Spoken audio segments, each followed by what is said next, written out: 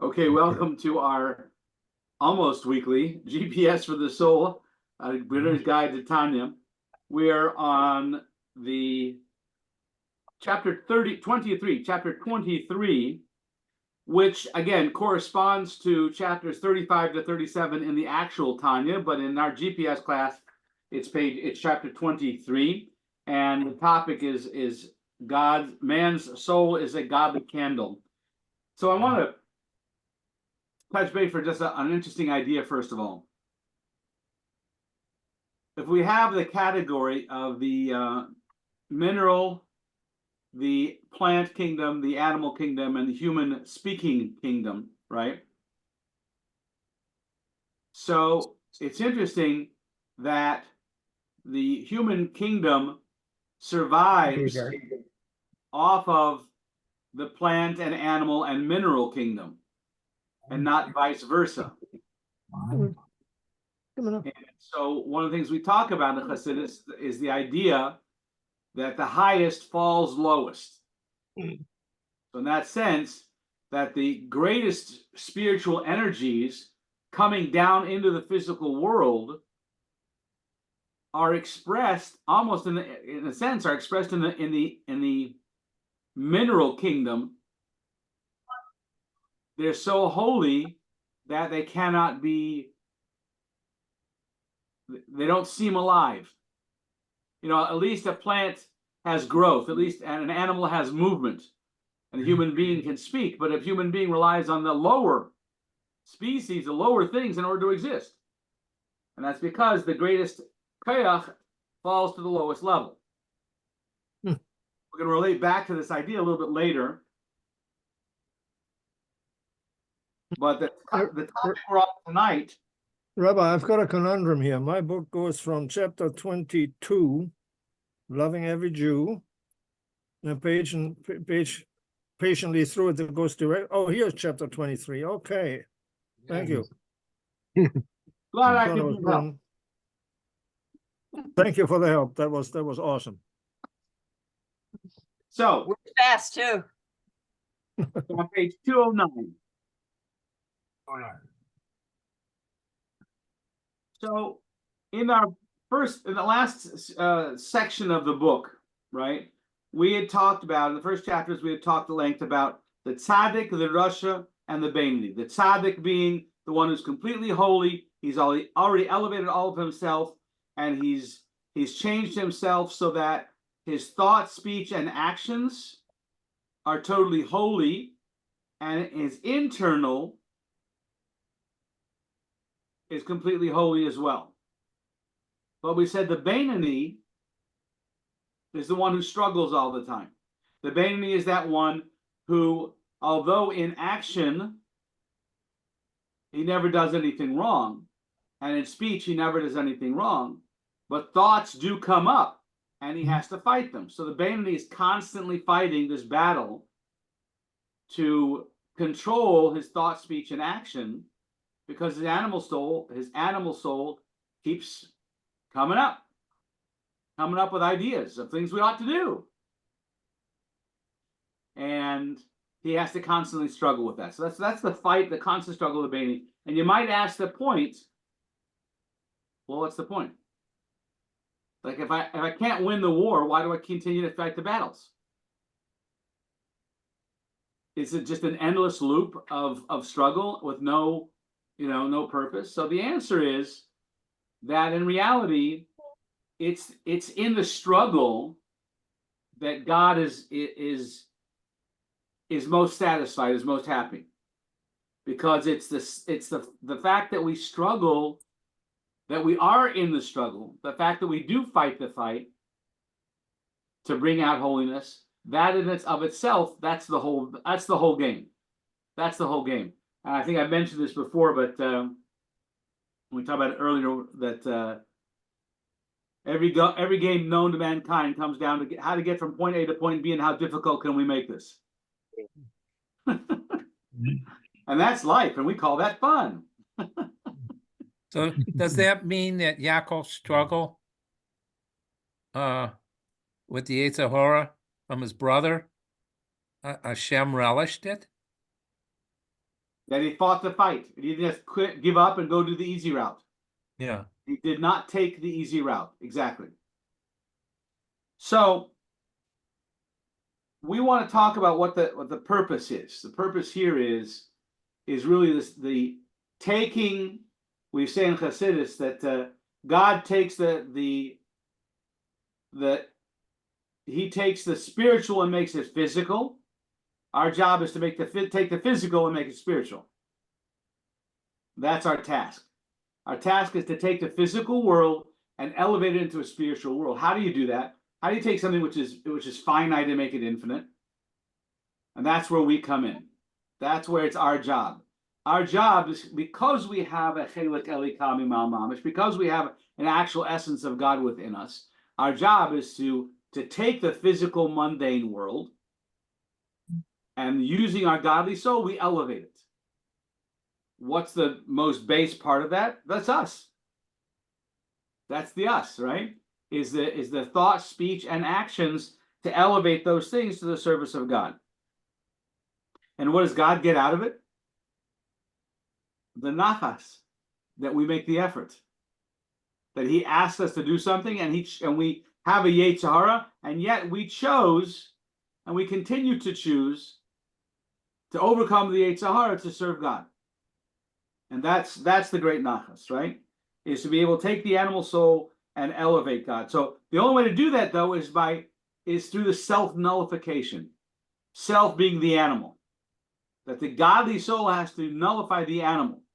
So if we look at, there's another part in the Tanya that talks about that the goodness of the nations of the world is all selfish.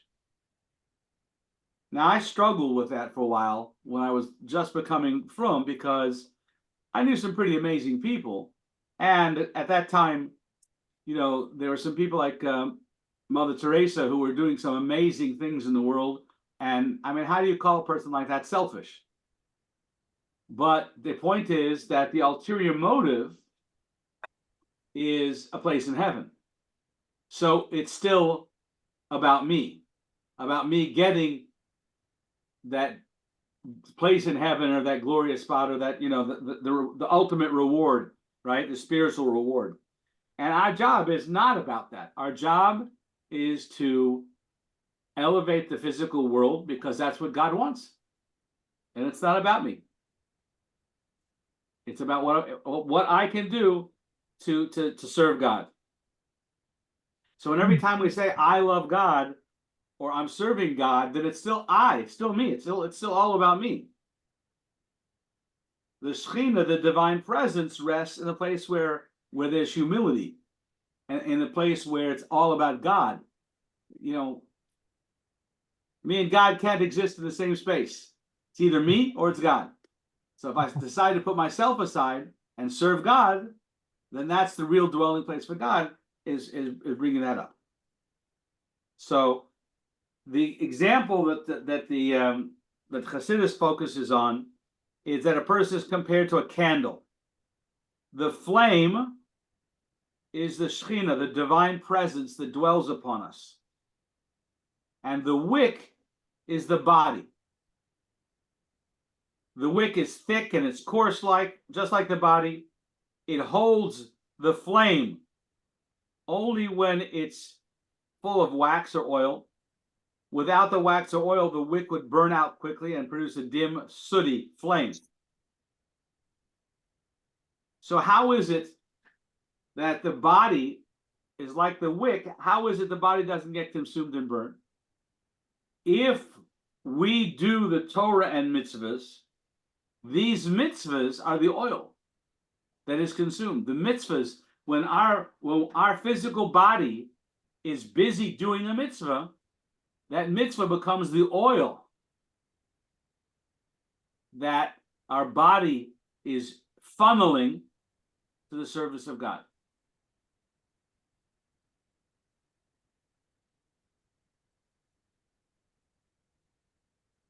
So we spoke previously about the inner will and the external will. The external will is I want to have a job. Well, it's not really that I want to have a job. I want to have the money that comes from the job, that I can use the money to be able to do the things that I truly want. So there's the external will, I want a job. There's the internal will of I want the money from the job that I can actually do the things that I want to do to take care of my family and things like that. So knowing what's the inner will and what is the outer will, right? So what is God's inner will and what is God's outer will? God's inner will is that we should choose, in the midst of this crazy world, we should choose to serve God. Not because we're being forced to. We have absolute free will, and we choose to serve God. Because when we're choosing to serve God, we're nullifying ourselves.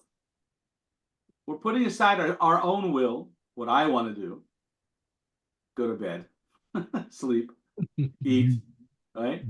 We put aside what we want to do in order to do what God wants us to do, and that's the Torah mitzvahs. And because we're putting ourselves aside, that's the mysterious nefesh, that's the self-sacrifice. That's where we put ourselves aside in order to serve God. And it's through the mitzvahs. Now, what is the connection of the mitzvah? That's God's will. That's what God wants us to do. God wants us to do things this way and not that way. And when we choose to go the harder way, the way God wants us to do it, and not do the easy route, what I want to do, then we put ourselves aside. That self-sacrifice is our burning our wick, our body, so to speak, using our physical body to serve God. Now, when it comes to thought, speech, and action, which is the greatest? Well, thought is the most ephemeral, but action is the crudest. It's the most coarse.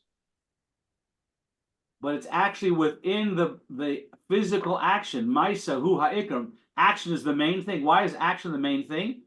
Because that's when we actually put ourselves aside to physically use our body to physically do something that God wants us to do. So it's in the moment that we're putting on the tefillin. It's in the moment that we're lighting the Shabbos candles. It's in the moment that we're giving tzedakah, that we're taking the physical world and making it spiritual by fulfilling God's will. That is the actual fulfillment of God's will, and that's when we actually elevate the physical realm. Taking the physical realm and doing something holy with it. And that's the real mitzvah. And that's when the divine presence dwells upon us like a flame dwells upon the wick as it burns up the wax or the oil. So we've said this before, also an example of karbonos, sacrifices, right? There's a lot of things we do with the sacrifices, but the bottom line, the actual mitzvah of the sacrifice is the draining of the blood and the burning of the fats. And the blood is about our passions, and the fat is about our excesses. The all about me, right? And so again, it comes down to the body is the wick, the mitzvahs are the oil that flows through us to burn the neshama, the godly, the light that shines on us, the Shekhinah.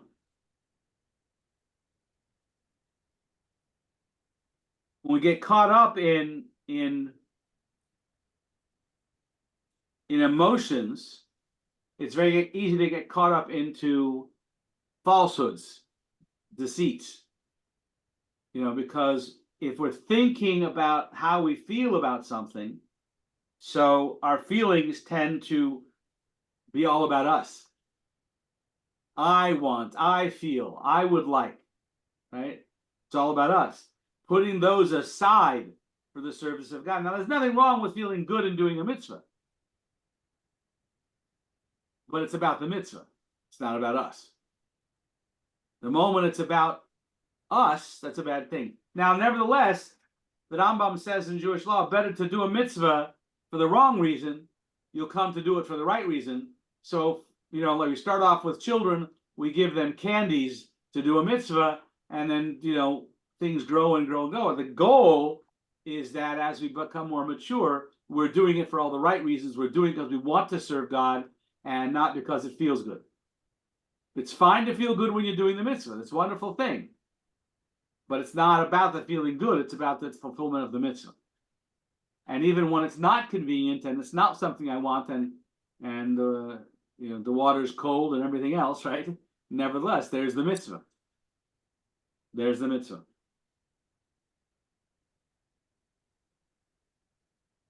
So we have this question of why does the Beinoni's godly soul have to be enveloped in the animal soul, and both of those then stuck into a physical body?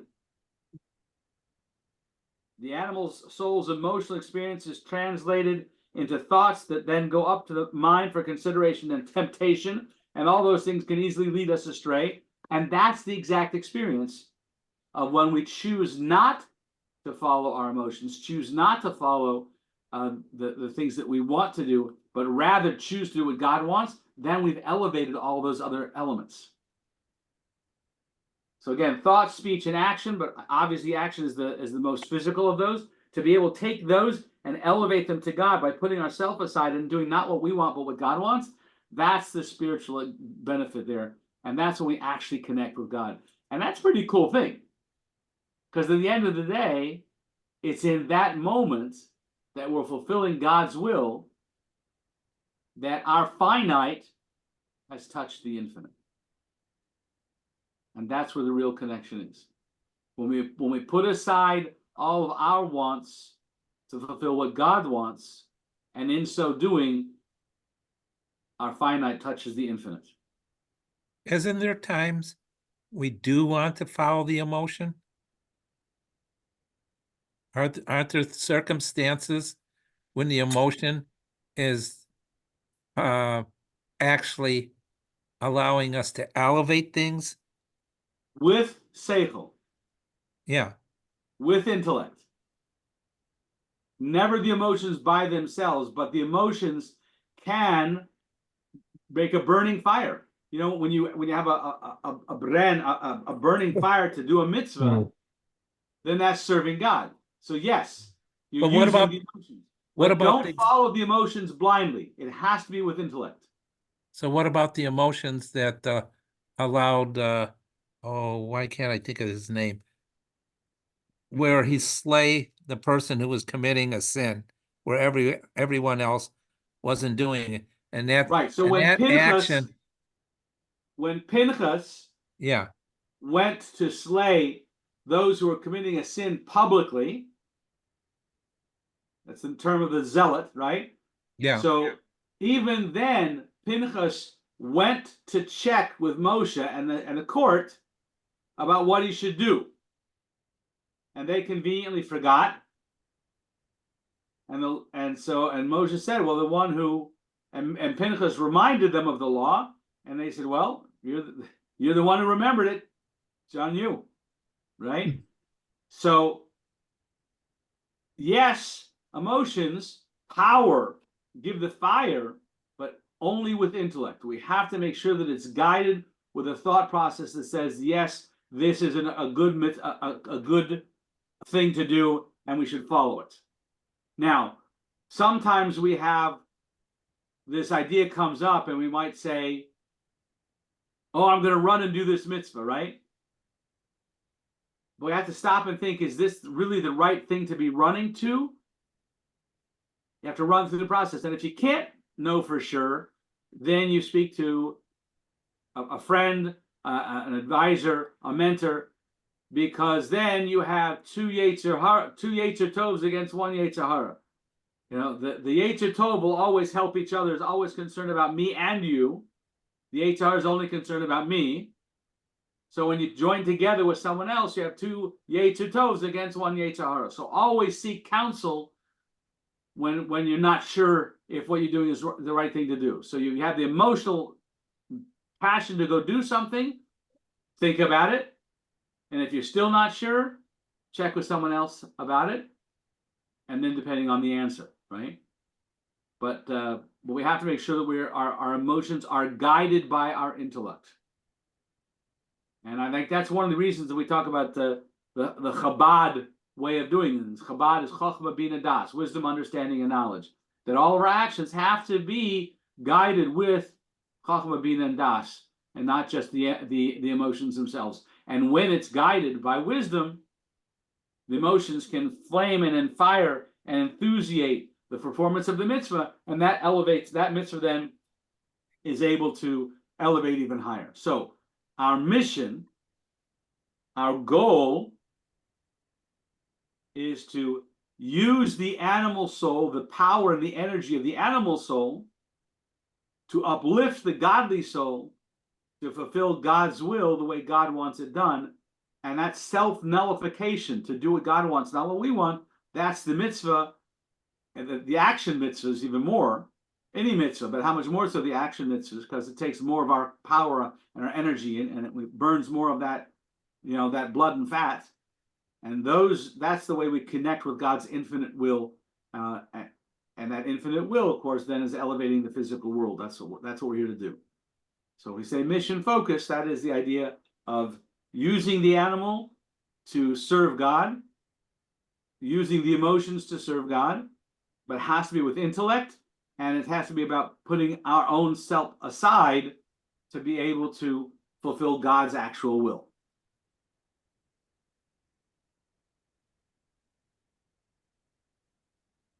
Comes to mind right now, again, to use an extreme, but Hasidim who went to Auschwitz singing and dancing, because in their circumstance at that point in time, there was no way out. And so obviously if there's no way out, this must be God's will. And if that's what God's will is, then go in dancing. You go in dancing, because obviously that's what God's will is. So we do it, right? Granted, one has to not get to that situation as best as possible. But at the same time, when there's nothing else you can do, then celebrate, because this is God's will. So we do everything we can to be able to do what God's will is, and to do it joyously and with self-sacrifice to fulfill the infinite will of God.